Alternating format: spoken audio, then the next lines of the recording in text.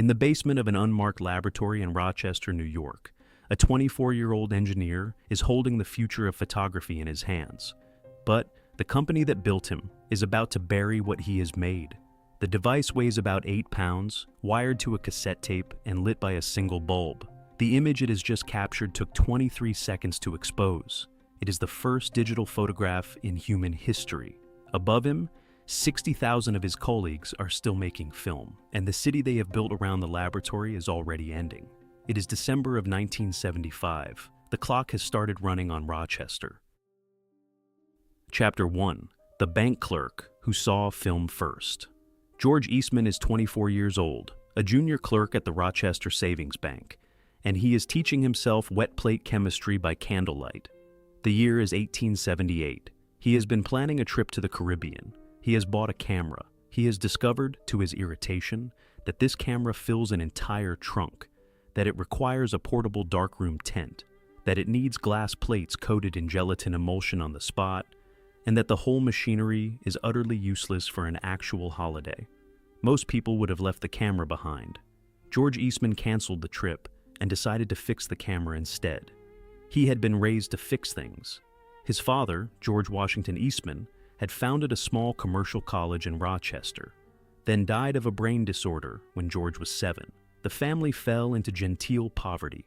His mother, Maria, took in boarders. George left school at 14, took the bank clerk position, and brought home almost every dollar he earned. He paid his mother's rent, he bought her shoes. He listened in the small parlor of the boarding house to her cough through the winter. And he made himself useful in the only way he knew how, which was to work harder than anyone else. By the autumn of 1878, he was reading the British photography journals at the public library.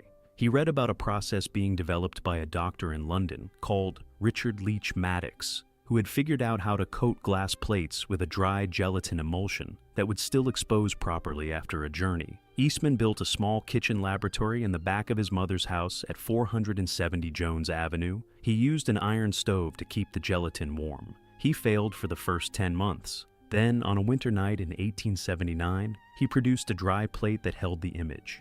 He traveled to London in the summer of 1879, found a patent agent, and registered his first photographic patent. He returned and quit the bank. On the first day of January 1880, he founded the Eastman Dry Plate Company in a rented third-floor loft on State Street in downtown Rochester. The starting capital was $3,000, almost all of it borrowed against his mother's life insurance. The dry plate worked. Within 4 years, the company had outgrown its loft. Eastman moved into a small brick factory and hired 20 workers. He bought his first piece of automated coating machinery. He went deeper. He stopped believing that the plate was the answer. He believed the answer was a film, a flexible strip you could roll into a small box, expose without a darkroom, and mail back to the factory for development. By 1884, he had a paper-based roll film and a holder that could clip onto an existing camera. By 1887, he had a celluloid film that did not need paper. And in June of 1888, he combined all of it into a single handheld box camera that he sold for $25, preloaded with enough film for 100 photographs. He called it the Kodak. The name had no meaning. He had invented it himself. He chose it because it began with the letter K, which he considered the strongest consonant in the alphabet. He chose it because no other word in English ended in the same letter twice. He chose it because no language on earth could mispronounce it. And he chose it because it could not be confused with anything else on a shop shelf. The slogan he printed on the side of the box would become more famous than the camera itself. You press the button, we do the rest.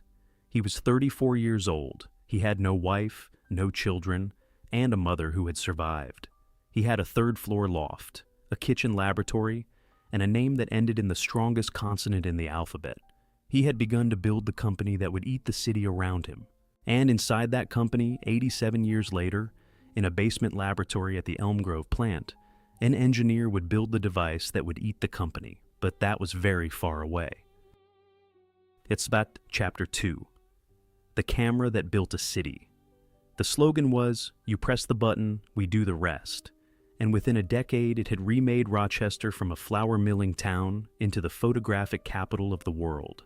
By 1898, Eastman was the largest single employer in the city. By 1905, he was the largest taxpayer. By 1915, he was the largest landowner. The Kodak camera had done something no business in American history had quite done before. It had taken a craft, the laboriously chemical craft of photography, and reduced it to a button. The way Eastman did it was a model his industry copied for the next 100 years. He sold the camera cheaply. The first Kodak cost $25, the equivalent of perhaps $800 in modern currency, which was within reach of an upper-middle-class family, but not yet a working family. The next model, the Brownie, released in 1900, sold for $1. A child could buy one. A child often did. The camera was the means. The film was the prize. Every photograph required a roll of film. Every roll required developing. And every developed roll required printing on Kodak paper using Kodak chemistry. The camera bought you into the system. The film kept you there. It was a business model that traded a thin profit on hardware for a fat profit on consumables. The photographic industry would later call it the razor and the blade. Gillette would use it for razors. Polaroid would use it for instant film. Hewlett-Packard would use it for printer ink. But Eastman was the inventor. He saw, before any of them, that the way to win the future was not to make a beautiful camera, but to make a button that demanded film for the rest of its life. The factories he built to feed that button became the city. He bought a tract of farmland along Lake Avenue on the northern edge of Rochester and named it Kodak Park. The first coating building went up in 1891. By the start of the First World War, the park had 13 buildings, 8,000 workers, and its own internal rail spurs. By 1930, it had 40 buildings. By 1960, it had 120. By the early 1980s, at the absolute peak, the campus held more than 200 manufacturing buildings, almost 16 million square feet of factory and laboratory space, and nearly 30 miles of internal roads. It had its own power station, its own water treatment plant, its own fire department, and its own railroad. It also had its own silver supply. The chemistry of black and white film required pure silver halide crystals suspended in gelatin. By the 1970s, Kodak was one of the single largest industrial consumers of silver in the world, buying bullion in such volumes that its purchases moved the global price. Each roll of film carried on its surface a microscopic mirror of metallic silver. Multiply that mirror by hundreds of millions of rolls each year, and you can begin to understand the scale of a city built on a chemical. The people who tended that chemical lived around it. Rochester became what economists would later call a single keystone city. By the early 1980s, Kodak alone employed 60,400 people in the metropolitan area. The so-called Big Three, Kodak, Xerox, and Bausch and Lomb, together employed roughly 60% of the city's working population. A son followed his father into the coating buildings. A daughter followed her mother into the photo finishing labs. Whole neighborhoods, whole school catchment areas were populated by Kodak families. The phrase Kodak family was not a metaphor. It was a tax bracket. The wages were good. By the late 1970s, a Kodak production worker could buy a 4-bedroom house in the suburb of Greece, run 2 cars, and put 2 children through college. The benefits were almost mythic. There was a profit share program called the wage dividend that often added the equivalent of a 13th or 14th month of pay every year. There was free medical care at company clinics. There were free dental clinics for employees and their children. There was an internal credit union that issued mortgages at favorable rates. There was an internal training school that functioned like a community college. There were employee sports leagues, marching bands, libraries. The price was loyalty. Engineers who left the company for a competitor could expect to be sued.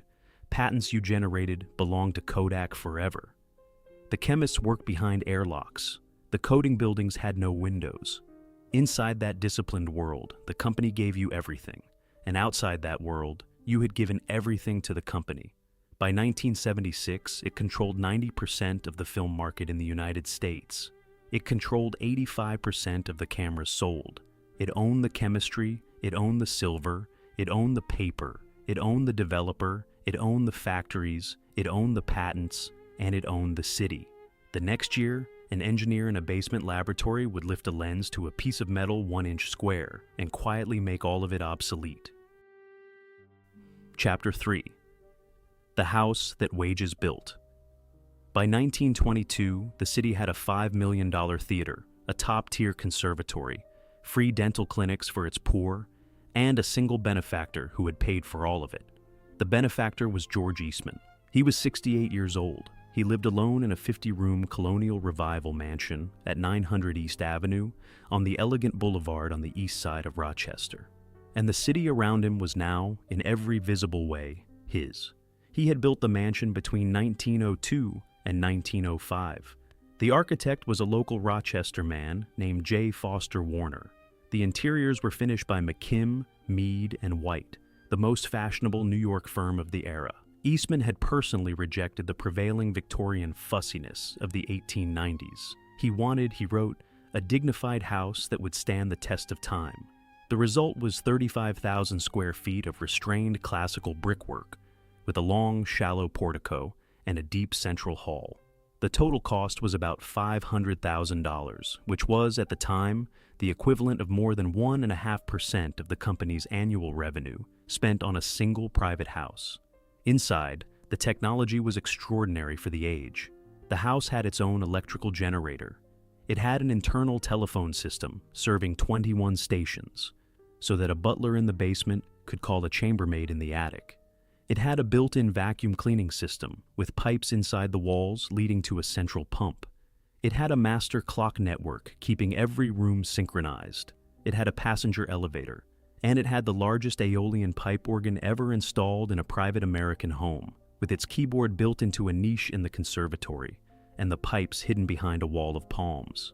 Every morning at exactly 7:30, an in-residence organist, paid full-time by the household, would play the same selection of Bach and Mendelssohn while George Eastman ate his breakfast in the conservatory. He preferred toast, coffee, and a soft-boiled egg. He sat alone at a table for one. Above the mantel was a portrait of his mother, Maria Kilburn Eastman, who had died in 1907, 15 years earlier, and whose absence still ran through every room. The household staff numbered between 15 and 20 resident servants. There were 2 butlers, a housekeeper, 3 chambermaids, a cook, 2 kitchen maids, a laundress, a parlor maid, a chauffeur, a stable hand, and a head gardener with a team of 4. Behind the formal reception rooms ran a service corridor hidden from guests that allowed the staff to move silver, china, and food without ever crossing a visitor's path. The attic and the basement contained the servants' quarters. The grounds outside held 8 formal gardens, 5 greenhouses, a dairy, an orchard, a berry patch, a poultry yard, a tool shed, a barn, stables, and pastures for the livestock that fed the kitchen. He never married. He had never proposed. He had always lived with his mother, and after she was gone, he lived with her portrait. He had begun, the year before he built the house, to give away the money. The giving was extraordinary. Over the course of his life, Eastman donated more than $100 million to public causes, the equivalent of perhaps $1.8 billion in today's currency. He gave roughly $51 million to the University of Rochester. He gave about $20 million to the Massachusetts Institute of Technology. He funded the Eastman School of Music, which opened in 1921 as the first professional school of the University of Rochester. He funded the Eastman Theatre, which opened a year later in 1922 at a cost of $5 million. He funded the Rochester Dental Dispensary. He funded hospitals. He funded parks. He funded the city's first orchestra. He funded a network of free dental clinics for the children of the poor, and he funded similar clinics in London, Brussels, Paris, Rome, and Stockholm. Much of it was anonymous. In 1909, he gave $1 million to MIT under the pseudonym Mr. Smith. The institution did not learn the true identity of Mr. Smith until 1920. He gave to Hampton Institute and Tuskegee Institute, 2 historically black colleges in the American South, at a time when such giving was politically rare.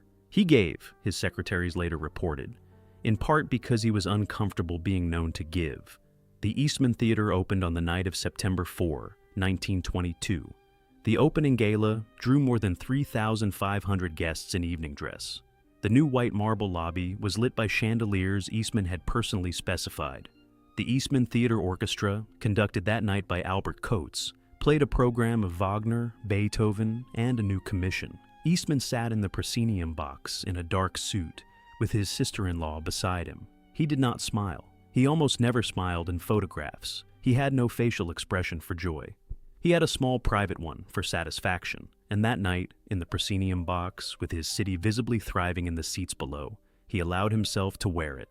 The mansion at 900 East Avenue would outlive him. The theater would outlive him. The School of Music would outlive him. The university would outlive him. The clinics would outlive him. What would not outlive him was the silence of his own breakfast table. Chapter 4. The Founder Who Outlived His Mission. On the morning of March 14, 1932, George Eastman sat at his desk, wrote a single sentence on yellow paper, walked into his bedroom, and shot himself once through the heart. He was 77 years old. The note, found on the desk, read in full, "To my friends, my work is done. Why wait?" It was signed with his initials. He had been planning the morning carefully for several months. His doctors had diagnosed him in late 1931 with lumbar spinal stenosis, a narrowing of the spinal canal that had begun to bend his posture, slow his walk, and rob him of the long evenings of music and the slow afternoons of bicycle rides that had structured his life. He had watched his own mother die slowly, of paralysis, over a period of years, and he had told a friend in 1907, after her funeral, that he would not allow himself to end the same way. He had a long memory, and he kept his promises.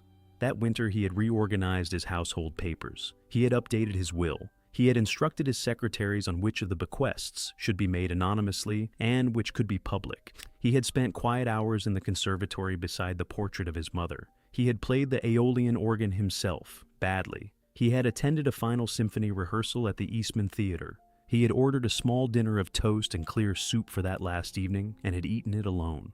The morning of March 14th was overcast. The mansion was quiet. He left his bedroom door slightly ajar so that the staff would find him quickly and would not have to break in. He had laid a damp towel over his chest so that the blood would not stain the rug beneath the bed. The funeral was held 3 days later at St. Paul's Episcopal Church on East Avenue, half a mile from his front door. The crowd inside the church included the president of the University of Rochester, the conductor of the orchestra, the dean of the School of Music, and most of the board of the Eastman Kodak Company. Outside, in the cold March street, several thousand ordinary Rochester residents lined the path of the carriage. Kodak workers in their dark Sunday suits stood on the pavement. School children held flowers. The dental dispensary closed for the day. His remains were cremated. The ashes were buried, at his own request, in a small memorial on the grounds of Kodak Park, near the entrance to the company he had founded 52 years earlier. The memorial is a low granite plaque on Lake Avenue. The inscription says, in carved capital letters, simply, George Eastman. What he left behind, on paper, was an estate of approximately $75 million. Almost all of it went to the University of Rochester, which received the residue of his fortune in addition to the gifts he had already made during his life. The total of his lifetime giving, plus the bequest at his death, came to a figure variously calculated at between $100 million and $150 million, depending on which valuation method is used. Adjusted for the dollar's purchasing power today, it is somewhere close to $2 billion. What he left behind, on the ground, was something stranger. The house, the theater, the School of Music, the university, the dental clinics, the orchestra, the Eastman Memorial Park, the boulevard. The phrase Kodak moment, still a generation away from being coined, but already implicit in every photograph the city had taken of itself. And what he left behind, inside the company, was a vacuum. For half a century, the Eastman Kodak Company had been run by a single founder who carried the entire strategic memory of the business in his own private head. He had decided which research projects survived and which did not. He had decided which engineers were promoted and which were dismissed. He had decided when the wage dividend would be paid and at what rate. He had decided that the company would not borrow money. He had decided that the company would carry its own silver, its own coal, its own water, its own film base. He had decided that the company would never enter the consumer electronics business and would never enter the camera body business beyond what was necessary to feed the film business. He had treated the company like a single complex organism, and the organism had survived because his nervous system was running it. After March 14, 1932, the organism was suddenly running on committee. The board of directors he left behind was capable, decent, and conscientious. It was not George Eastman. It could not see, the way he had seen in 1879 and in 1888 and in 1900, that a particular technology was about to change the shape of photography in fundamental ways. It could only manage the technology that already existed. For a long time, that did not seem to matter. Film was the future. Film had always been the future. Film would always be the future. The company sailed through the rest of the 1930s on the strength of Kodachrome, the color film Eastman had personally approved before his death. It sailed through the Second World War on military demand. It sailed through the long American post-war boom on family snapshots, Polaroid lawsuits, Super 8 home movies, brownies on birthday tables, and the steady upward graph of consumer photography. By 1964, it released the Instamatic camera with a foolproof drop-in cartridge and sold 50 million of them in 7 years. By 1970, it employed more than 120,000 people worldwide and more than 50,000 in Rochester alone. The ghost of George Eastman, watching from his granite memorial on Lake Avenue, would have understood every one of those decisions. They were continuations of his own. What he could not have understood, because no human in 1932 could have understood, was that the entire chemistry of his life was about to be replaced by a piece of silicon. And the place where that piece of silicon would be first wired up and held in human hands was a basement laboratory inside one of his own buildings. The company was about to commission the device that would erase it. It did not know it yet. Chapter 5. Inside the Silver Curtain. Behind the gates of Kodak Park, the city had built a second secret city of windowless coating buildings, sodium-lit corridors, and a paternalistic labor regime that traded loyalty for security. By the early 1980s, this hidden city was at its high tide. Almost 15,000 workers reported to its gates each morning. 60,400 Kodak employees in total worked across the Rochester area. The site was so large and so internally complete that some of those workers could go an entire career without leaving its perimeter during business hours. The campus covered close to 1,200 acres. It contained more than 200 manufacturing buildings. It contained almost 16 million square feet of factory and laboratory and office space. It had its own internal road network, almost 30 miles of asphalt, with painted lanes and stop signs and route numbers. It had its own steam plant and its own electricity generation. It had its own water treatment plant. It had its own railroad with its own locomotives and freight cars. It had its own fire department with its own uniformed crews and its own fire engines. It had its own emergency medical clinic, its own cafeterias, its own libraries, its own employee credit union, and its own training school. It even printed its own internal newspaper. The reason for the secrecy was chemistry. Photographic film, especially color film, required a coating process of almost ceremonial precision. Dozens of layers of gelatin emulsion, each only a few microns thick, each carrying its own light-sensitive dye crystals, had to be flowed onto a continuous strip of clear cellulose acetate in perfect order, perfect thickness, and perfect dryness. A single grain of dust in the wrong place would ruin an entire run. A single shift in temperature would ruin the coating. A single trace of contaminant in the water would ruin the chemistry. So, the buildings were built to exclude the world. The largest of them, Building 69 on Ridge Road, was nearly 100 feet tall, almost windowless, and operated under positive air pressure to keep dust from entering. Workers entered through airlocks. They wore special lint-free clothing, supplied and laundered by the company. They were forbidden to wear watches that could shed metal flakes. They were lit, when they worked, by deep amber sodium safe lights that could not expose the film. Whole buildings inside Kodak Park were navigated, in working hours, in something close to permanent twilight. The workforce called the arrangement, with quiet pride, the Silver Curtain. What hung behind the Silver Curtain was the most disciplined industrial chemistry on Earth. Kodak manufactured its own ultra-pure water from the Rochester city supply, filtered to a standard that exceeded the purity required by pharmaceutical companies. It manufactured its own gelatin from cattle bones, supplied by a small set of approved beef producers in the American Midwest. It manufactured its own silver bullion. It manufactured its own film base in a captive plant in Kingsport, Tennessee. It manufactured its own chemicals. It manufactured, on a smaller scale, its own machine tools. It was vertically integrated to a degree that astonished even its rivals. The silver alone was a story. By the late 1970s, the company was buying bullion in such volumes that its annual silver purchases moved global commodity prices. Inside Kodak Park, the silver arrived as bars, was dissolved into nitric acid, recombined with bromide and iodide ions to form light-sensitive halide crystals suspended in molten gelatin, and coated as a thin mirror onto strips of clear plastic. The leftover silver was stripped out of spent film stock and recycled. There was a small army of chemists whose entire job was to recover silver from waste. The same disciplined chemistry, behind the same windowless walls, produced enormous quantities of industrial waste, solvents, acids, heavy metals, photographic developers. The site eventually became one of the largest contaminated industrial properties in the northeastern United States. Decades later, the Environmental Protection Agency would impose a $49 million bankruptcy settlement on the company for the cost of cleaning up what the Silver Curtain had quietly left behind. The labor regime that ran inside this hidden city was, in its way, even more remarkable than the chemistry. Eastman had set the pattern in 1912 when he introduced what he called the wage dividend. The wage dividend was an annual bonus tied to the company's stock dividend, paid to every employee in proportion to their length of service.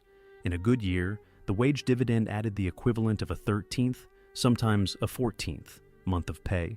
It was the carrot of a generation of factory work. It paid the down payment on the house in Greece. It paid the new car in the driveway. It paid the second week of summer holiday on Lake Ontario.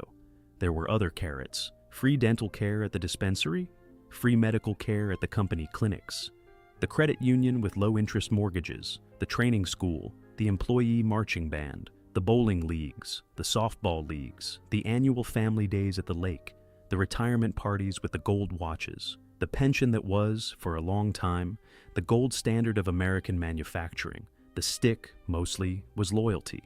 Kodak was famously, almost ostentatiously, a non-union shop. The unions tried for decades to organize the Silver Curtain and failed. Workers were repeatedly told, in subtle and not so subtle ways, that the company's generosity depended on their refusal to organize. An engineer who left for a competitor could expect to be sued, sometimes personally, for breaches of confidentiality agreements that extended to almost any piece of process knowledge. A chemist who developed an interesting new emulsion almost certainly did not own the patent for it. The patent belonged by contract to Kodak. The chemist owned by contract the dignity of his salary. Almost no one left. Almost no one needed to. By the early 1980s, a Kodak family could trace 3 generations through the gates of Kodak Park. Grandfathers had laid the brick on Building 26. Fathers had run the coating lines in Building 69. Sons had trained in the school in Building 63. Daughters had worked the color photo, finishing in Building 205. Houses were paid off. College tuition was paid for. Pensions were vesting. In 1982, the year of peak employment, the wage dividend check alone added the equivalent of slightly more than a 13th month of pay across the workforce. The company was generating about $11 billion in revenue. The stock was trading at a steady, comfortable level. The President of the United States, Ronald Reagan, had recently visited the campus and posed for a photograph in front of a coating machine. He had used a Kodak Instamatic to take a picture of his wife on the south lawn of the White House. The film was the future. The film had always been the future. The film would always be the future. In a basement laboratory at the Elm Grove plant on the other side of the campus, the patent for the device that would end all of this had been quietly filed 4 years earlier.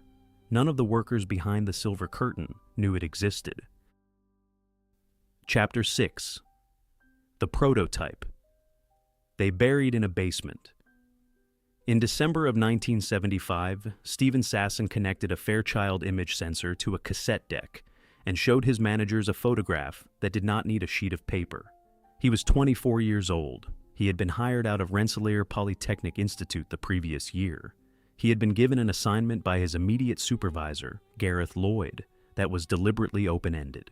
The assignment was to find a use, any use, for a new kind of light-sensitive silicon component called a charge-coupled device, or CCD, that the Fairchild Semiconductor Company had begun producing the year before. The CCD was a 1-inch square piece of metal and silicon that could convert light into electrical signals. Nobody at Kodak quite knew what to do with it. Sasson worked alone. He was given a small budget and a basement laboratory inside the Elm Grove plant, on the western edge of Kodak Park. He was told to take the time he needed and to report back when he had something to show. He spent a year. He bought parts from electronic surplus catalogs. He cannibalized the lens system from an old Super 8 movie camera. He scrounged a digital cassette recorder from a different laboratory. He assembled the pieces on a workbench. He wired the CCD to the recorder. He wrote the analog to digital conversion code on a small dedicated microprocessor. He bolted the whole thing into a plain blue case. The finished device weighed about 8 pounds. It was a heavy box. It had a lens on one face, a small turret of switches on the top, and a cable that ran to a separate digital tape deck. It had no screen. The image, once captured, could not be reviewed on the device itself. It had to be played back through the tape deck into a custom-built monitor, where it would appear, line by line, on a small black and white television screen, as a low-resolution image about the size of a postage stamp. The image sensor recorded 100 by 100 pixels. By modern standards, that is 1/100th of a megapixel. A modern mobile phone records pictures 1,000 times denser. The exposure took 23 seconds. The image, when finally projected onto the television screen, took an additional 23 seconds to play back, line by line, as the tape head crawled through the recording. Sasson scheduled the demonstration for a small group of senior Kodak managers in early 1976. The demonstration would later become one of the most famous case studies in the history of business strategy. He invited the manager of the consumer film business, the manager of the camera business, the manager of the research and development division, and a small number of marketing executives. He set up the device on a conference table. He pointed it at a laboratory assistant named Joy. He pressed the button. He waited 23 seconds. He played the tape back into the monitor. The image of Joy, in low contrast black and white, formed itself on the small screen over the course of another 23 seconds. The managers, by Sasson's own later account, were polite. They asked sensible questions. They asked about cost. They asked about resolution. They asked about how anyone would print such a picture. They asked repeatedly how anyone would view such a picture, since the implication was that they would view it on a television screen. They considered, with quiet expressions, the possibility that consumers would have any interest in this at all. Then they made the decision that would haunt the company for the rest of its life.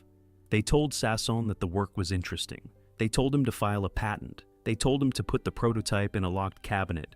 They told him not to talk about it outside the laboratory. They told him, with what sounds, in his later recollection, like genuine kindness, that nobody would ever want to look at their photographs on a television screen. The patent, number 4017041, was filed in 1977 and granted in 1978.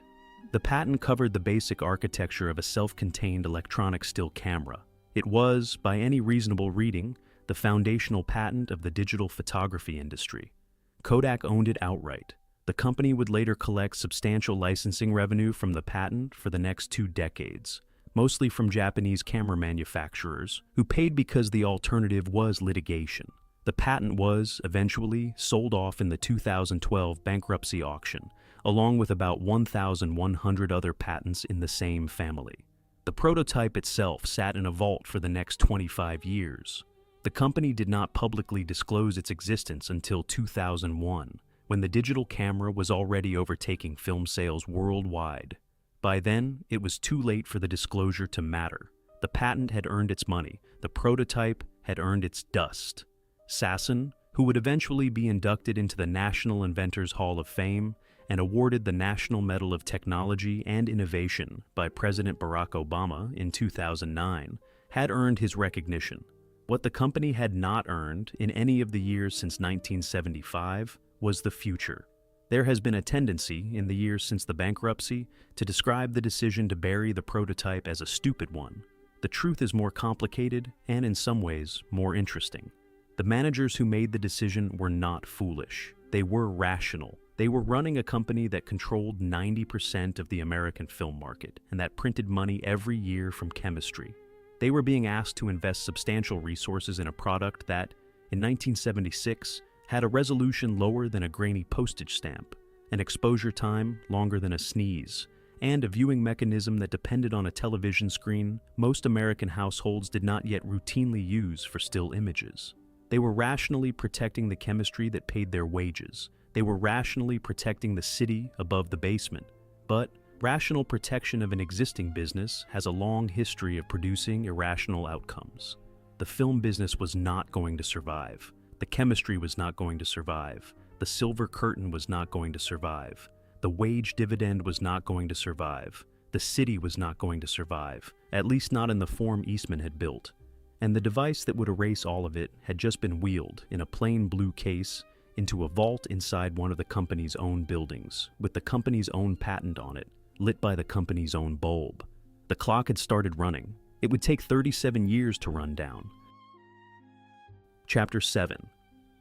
The Yellow Boxes on Drugstore Shelves. In 1984, Fujifilm sponsored the Los Angeles Summer Olympics, and the yellow boxes that appeared on American drugstore shelves were the first visible crack in a wall the city had thought permanent. The contract had been Kodak's to lose. Kodak had been the official film of every American Olympics in living memory. Kodak had been the official film of the Apollo program. The yellow box was a cultural icon, like the Coca-Cola bottle or the Marlboro packet. Most Americans asked in 1983 to name a brand of film would have said one word: Kodak. But Kodak, in its own quiet committee rooms, had decided in 1983 that the price Fujifilm was offering for the Olympic sponsorship was too high. The Japanese company was new in the United States market. It had been founded only in 1934. It had only seriously entered the American market in 1972. It was, by Kodak's calculations, a small competitor with limited shelf presence, and its bid for Olympic sponsorship was, by Kodak's calculations, irrational. Kodak let the contract go. Fujifilm signed it. Fujifilm built its first major American advertising campaign around the Olympic torch. Fujifilm's bright green and yellow film boxes appeared that summer in every American drugstore from Los Angeles to Maine. Within 5 years, Fujifilm's American market share had quadrupled. Within 10 years, Fujifilm had captured roughly 20% of the American film market. The yellow box was no longer alone on the shelf. For Rochester, the green and yellow box was a strange and incomprehensible object. People who worked in Kodak Park brought them home as curiosities, the way Detroit auto workers brought home small Hondas in the same years. They sat on kitchen counters next to the Kodachrome boxes. They were photographed. The pictures were sent to the local newspapers, which printed them with quiet, baffled captions. Behind the silver curtain, the first layoffs had already begun. They were not advertised. They were structured in the polite Kodak way, as voluntary early retirement packages. The company offered older workers a generous lump sum to leave. Several thousand accepted in 1983. Several thousand more accepted in 1984. By the end of 1985, the company had quietly shed close to 8,000 jobs from the Rochester area workforce. It had still officially eliminated no positions. The cuts were not announced as a strategy. They were announced in internal memoranda as a program of efficiency. The wage dividend continued to be paid. The bowling leagues continued to play. The free dental clinic continued to treat children. The marching band continued to march in the Rochester Lilac Festival each May.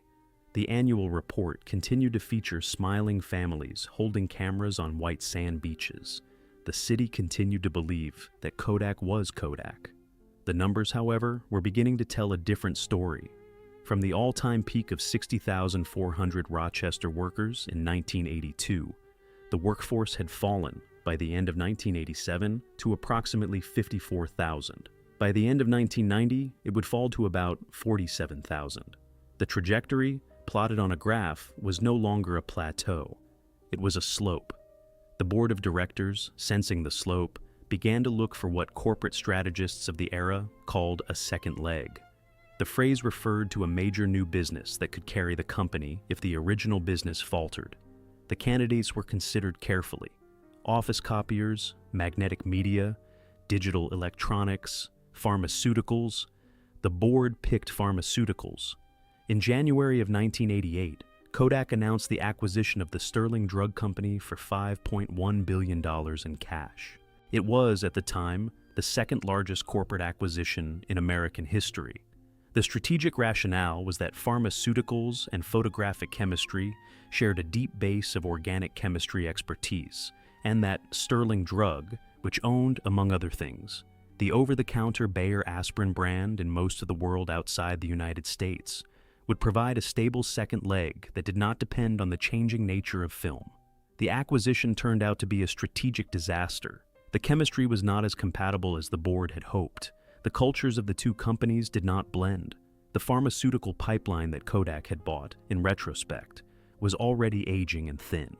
6 years later, in 1994, Kodak would sell most of the Sterling Drug assets at a substantial loss. The remaining over-the-counter business was eventually carried into a separate joint venture with the French pharmaceutical group Sanofi. The $5.1 billion, in hindsight, had purchased nothing more than time. What it had not purchased was the future of imaging. Inside the same corporate offices, in the same Rochester downtown buildings, the company was simultaneously pouring smaller amounts of money into the digital research that Sasson's prototype had pioneered. Kodak engineers, in fact, produced the first commercially available digital single-lens reflex camera, the DCS-100, in 1991. It used a Nikon body, a Kodak digital back, and a separate hard drive carried over the photographer's shoulder. It sold for $13,000. It was bought mostly by photojournalists at the wire services. It worked. It was technologically extraordinary. It received excellent reviews.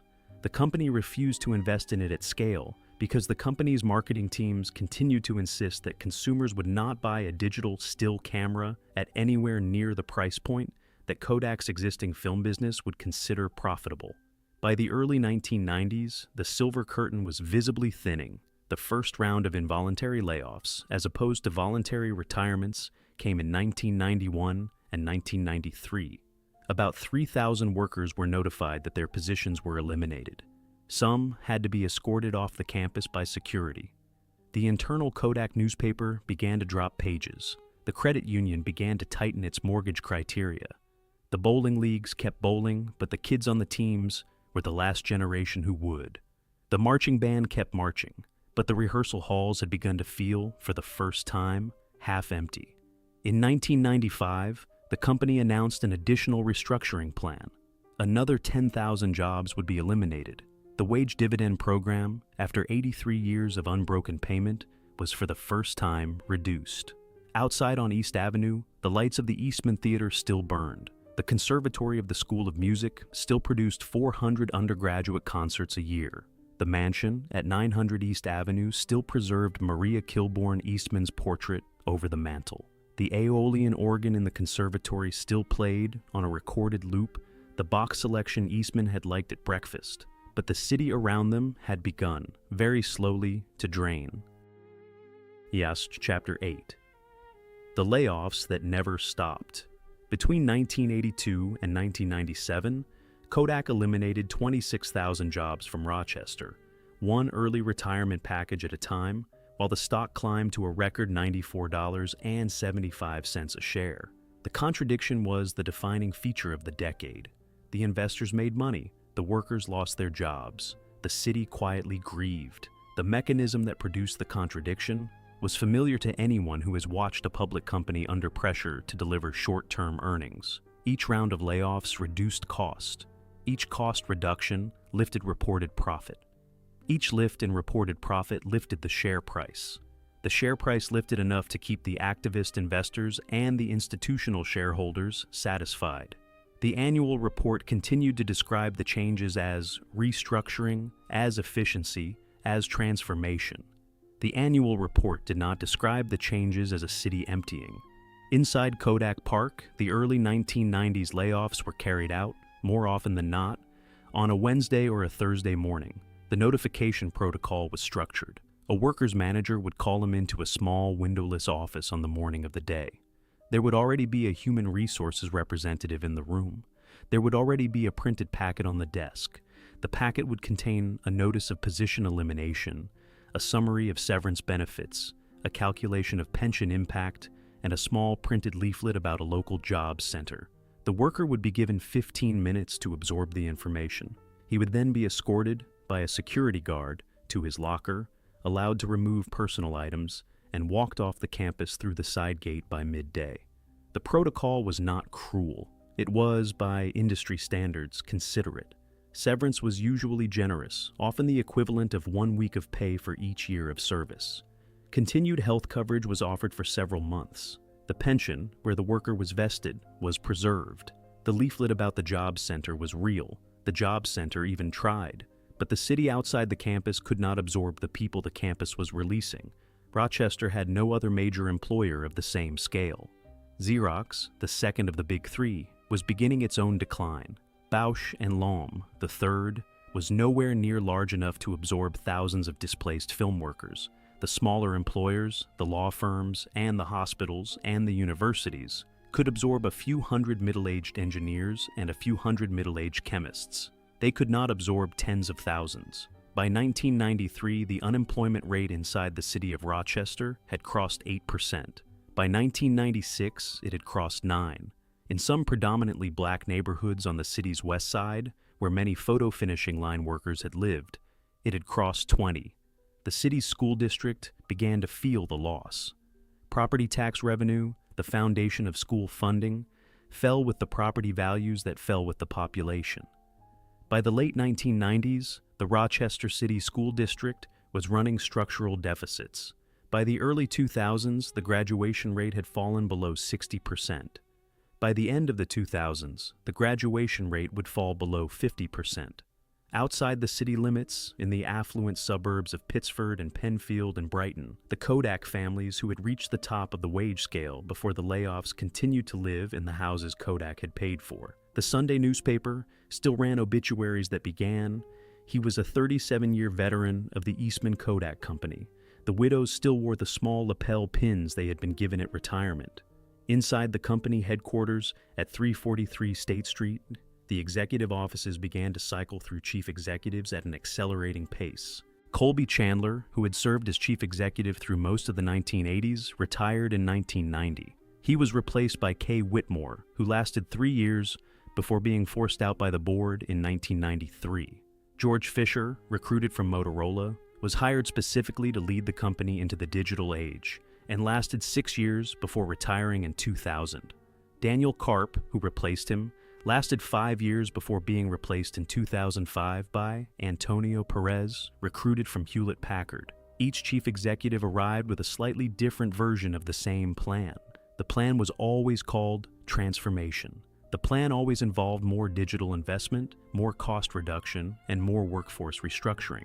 The plan, each time, produced a short-term lift in the share price, followed by a longer-term continuation of the same slope. The slope, plotted across the entire 15-year period, never bent. The wage dividend program, which George Eastman had founded in 1912 and which had been paid every year without interruption since then, was suspended in 1998. For 2 generations of Rochester workers, the absence of the wage dividend check in March was a personal event. People had budgeted around it. People had told their children that the dividend check would pay for college tuition. People had told their spouses that the dividend check would pay for the family vacation. The check stopped arriving. The marriage strain that followed, in some quietly documented cases, would later be recorded in divorce filings across Monroe County. The all-time stock high in early 1997 was a moment of strange triumph. Wall Street analysts who had stayed with the company through the layoffs were vindicated. The cost reductions finally had produced a stock price that beat the broader market. George Fisher, the chief executive, gave interviews about the success of his transformation strategy. Photographs of him appeared on the cover of business magazines. Behind him, in the photograph, the Rochester skyline was lit by the same sodium lights that lit the coating buildings. What the stock price did not show was that the underlying chemistry was already dying. By 1997, more than 3/4 of Kodak's revenue was still coming from film sales. By the end of the decade, the digital camera was beginning to appear in consumer electronics stores at prices below $500. By 2003, more digital cameras were being sold worldwide than film cameras. The slope, for the first time, began to bend. It bent the wrong way. In Rochester, the layoffs continued. By 2005, the Rochester Kodak workforce had fallen to about 20,000. By 2010, it had fallen to about 8,000. By 2012, it had fallen to about 6,000. The figure that George Eastman had personally signed off on in 1982, 60,400 Rochester workers, had become a number that nobody under the age of 40 inside the company had ever experienced. Outside, on East Avenue, the Eastman Theatre lights still burned. Inside, on the proscenium box where George Eastman had sat in his dark suit in 1922, a fresh velvet rope kept the tourists from sitting on his chair.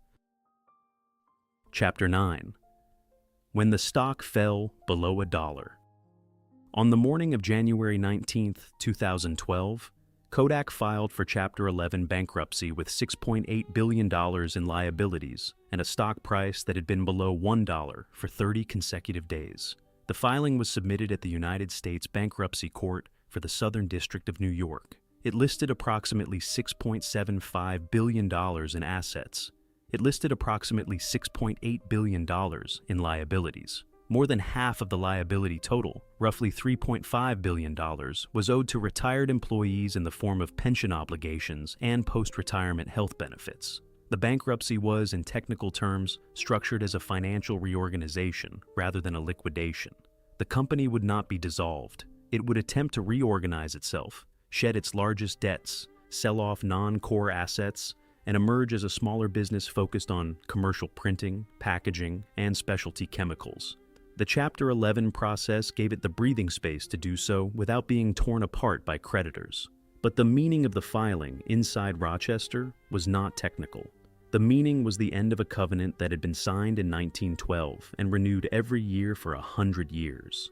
The covenant was the wage dividend, the pension, the gold watch at the retirement party, the credit union mortgage, the school tax base, the marching band, the dental clinic, the bowling league, and the slogan on the side of the yellow box. The covenant was the assumption that Rochester was a Kodak town.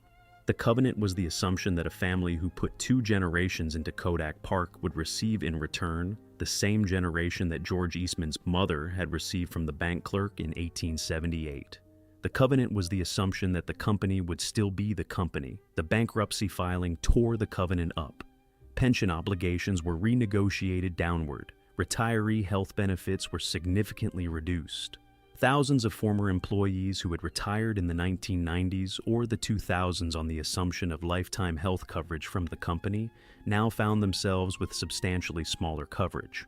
The pre-existing common stock, which many Kodak families still held in personal accounts, in retirement accounts, and in trusts established for grandchildren, was canceled outright.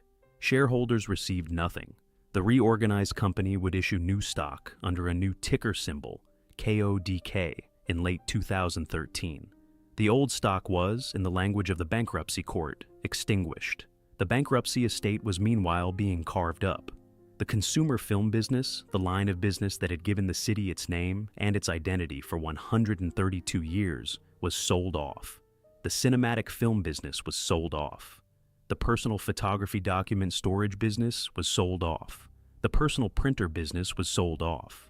The largest single transaction was the sale of approximately 1,100 digital imaging patents, including the descendants of the original Sasson patent from 1978, to a consortium of buyers that included Apple, Google, Samsung, and Microsoft. The price was approximately $527 million. The irony of that transaction was almost too neat to be true.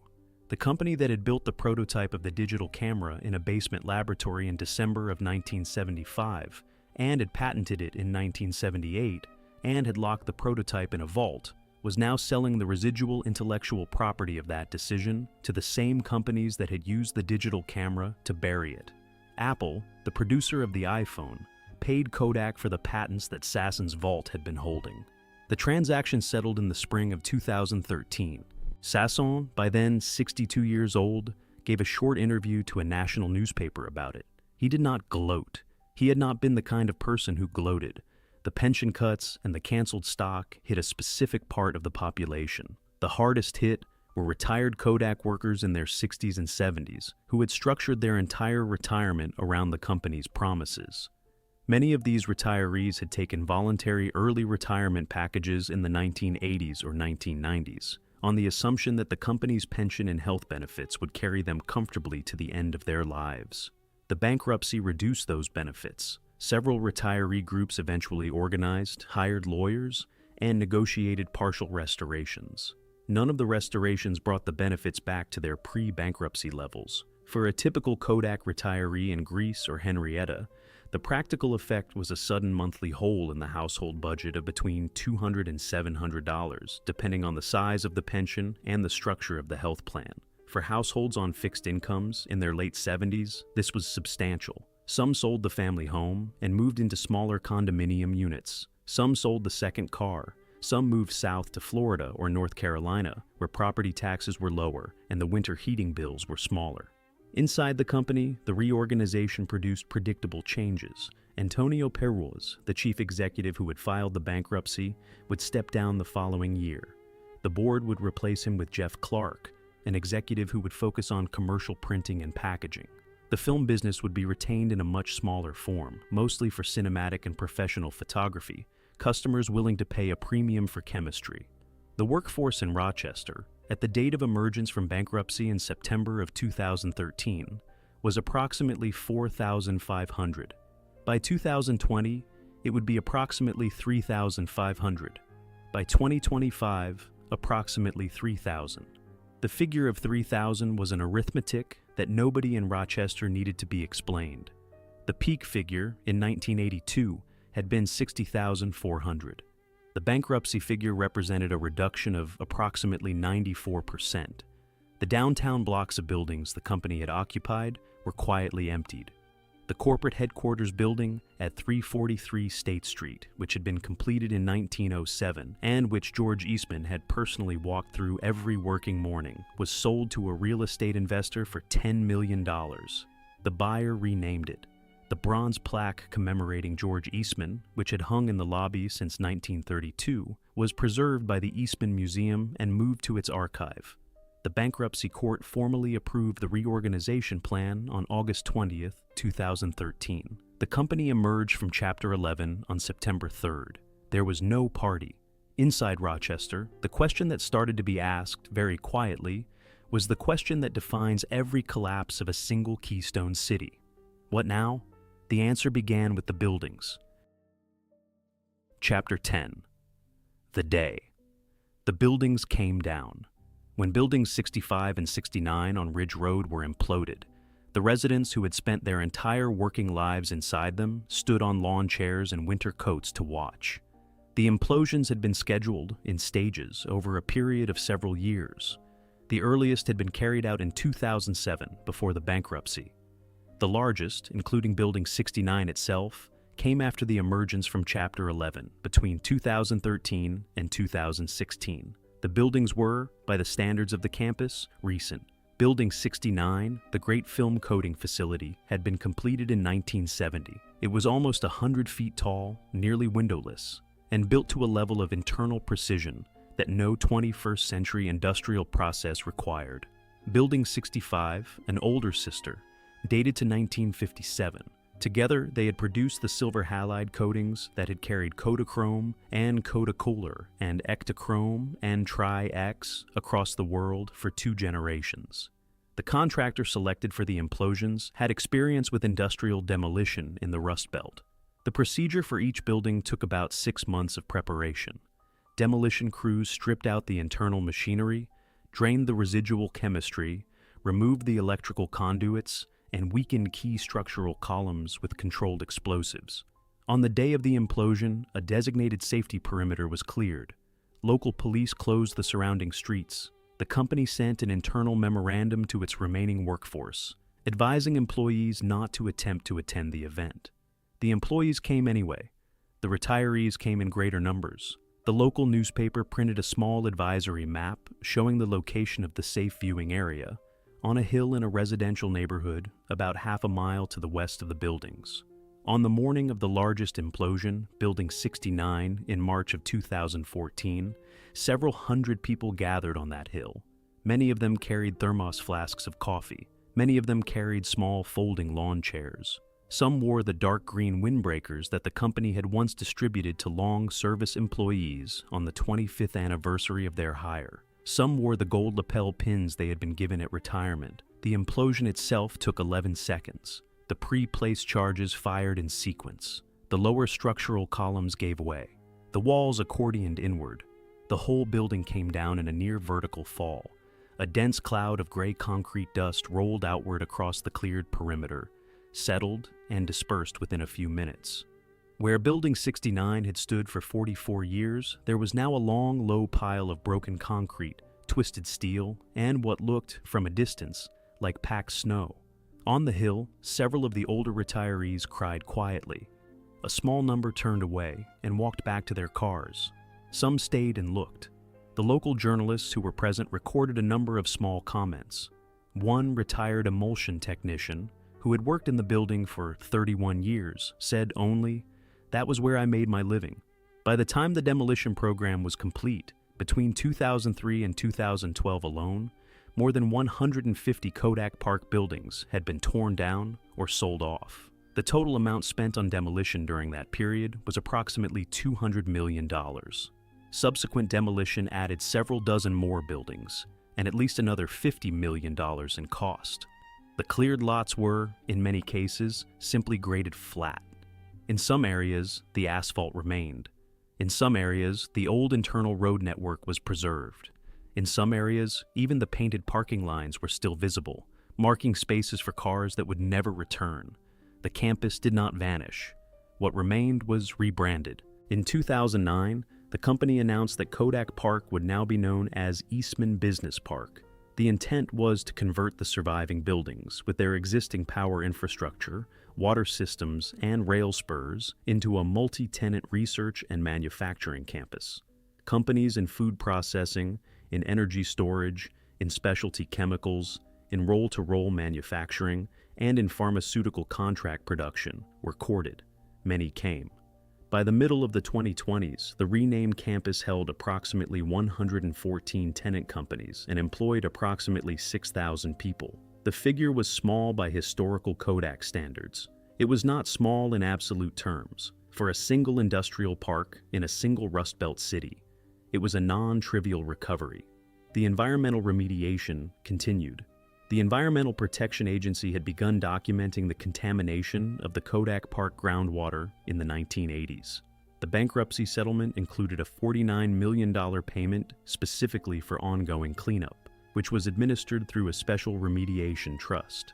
The trust would still be active at the time of writing, more than a decade after the bankruptcy filing. Solvent plumes were monitored, soil was excavated, the water table was tested at regular intervals. The chemistry that had built the city, in other words, was still being cleaned up by the city. The empty fields where buildings 65 and 69 had stood are now, depending on the time of year, either bare graded ground or sparse scrub grass. Nothing has been built on them.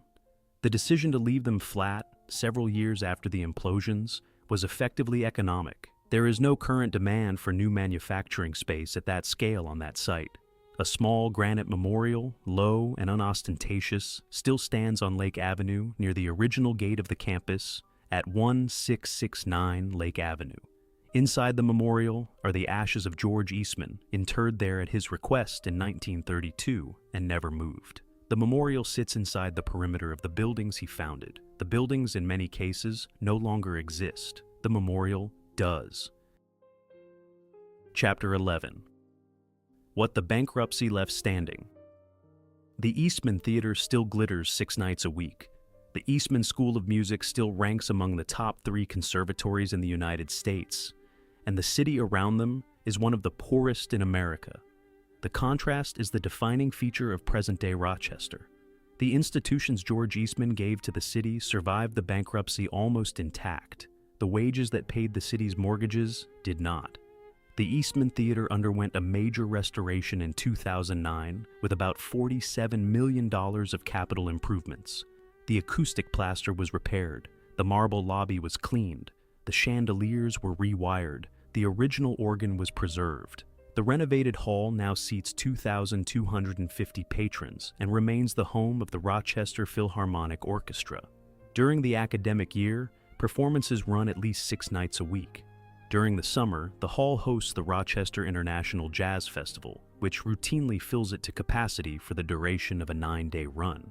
The Eastman School of Music, attached to the theater on Gibbs Street, continues to operate as the conservatory division of the University of Rochester. Its enrollment hovers near 800 undergraduate and graduate students. Its applicant pool has consistently ranked it among the top 3 conservatories in the United States, alongside Juilliard in New York and the Curtis Institute in Philadelphia. The faculty includes a small but distinguished list of former principal players from the major American orchestras. The student concerts, which are free to the public, run more than 700 times a year.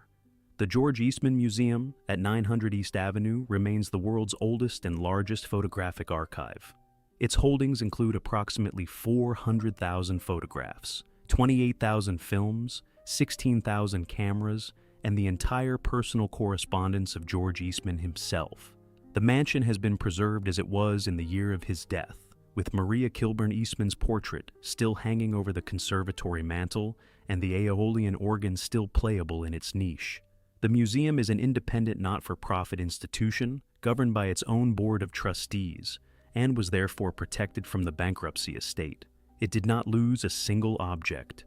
The University of Rochester, which received the residue of Eastman's estate in 1932 and which still carries the bulk of his accumulated giving in its endowment, remains a top 50 American research university. Its endowment exceeds $3 billion. Its medical center is the largest employer in the city. Its faculty hold 3 Nobel Prizes. The university, in many ways, is now the institution that performs the civic role Kodak used to perform. Outside these institutions, the city is a different story. The most recent figures place the Rochester city poverty rate at approximately 32%. Among children, the rate is closer to 46%.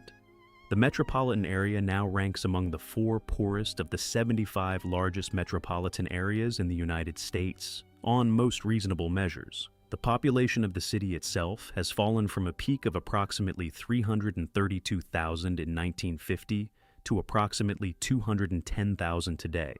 Approximately 60,000 housing units in the metropolitan area are vacant. The Rochester City School District has, for several years running, posted graduation rates in the high 50s or low 60s. The neighborhoods most visibly affected lie on the west side of the city, in the areas immediately bordering the former Kodak Park. Streets that, in 1972, had been lined with neatly painted small houses owned by color photo finishing workers are now lined with houses, many still painted, but a substantial fraction visibly boarded up. The local taxable property base has fallen accordingly. The school district has compensated with state aid.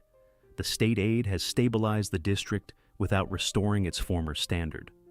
The big 3 companies that once carried the city, Kodak, Xerox, and Bausch, and Lahm, together still employ approximately 5% of the working population of the city.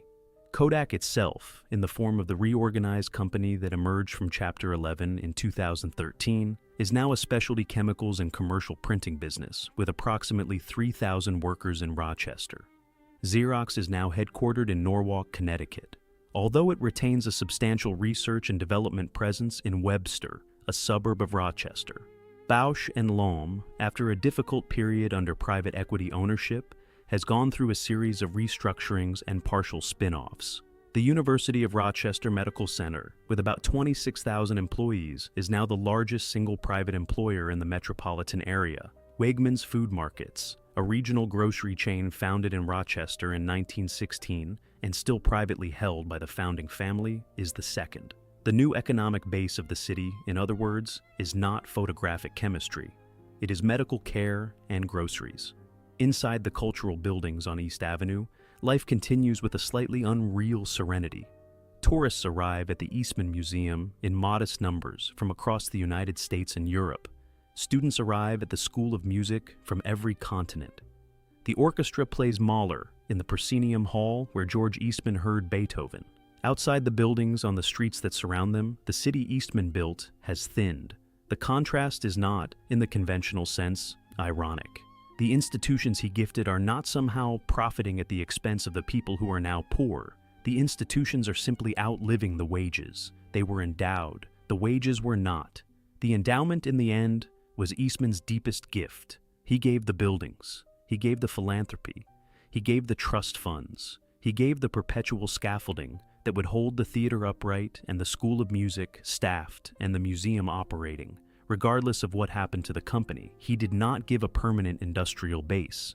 He did not give a permanent workforce. He could not have. Nobody can. The wages depended on the film. The film depended on the chemistry. The chemistry depended on the company. The company depended on a market. The market depended on something the company had built and then buried. Chapter 12. The City That Captured America's Memories. The museum's slogan is the company that captured America's memories, and Rochester now lives the second half of that sentence. The first half is the gift. The second half is the cost. The deeper truth of the story, the one that has taken Rochester 40 years to articulate to itself, is that the city's collapse was not the result of a single bad decision. It was the result of a bet.